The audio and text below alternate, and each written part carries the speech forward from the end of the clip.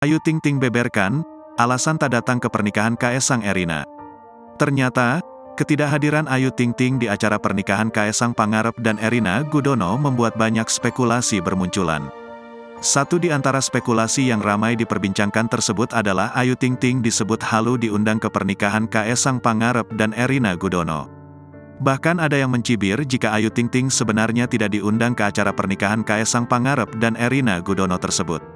Sebelumnya diketahui, Ayu Ting Ting diundang hadiri nikahan Kaesang Erina.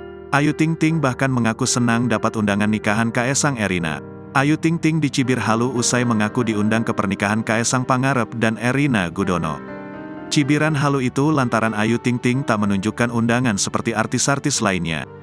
Terlebih Ayu Ting Ting berhalangan menghadiri acara pernikahan Kaesang dan Erina yang digelar 10-11 Desember tahun 2022 di Yogyakarta dan Solo itu.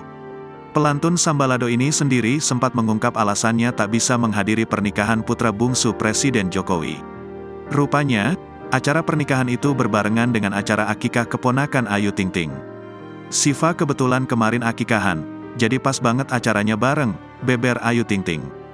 Diundang di pernikahan anak Presiden Jokowi, Ayu Ting Ting sendiri mengaku tak menyangka sekaligus senang.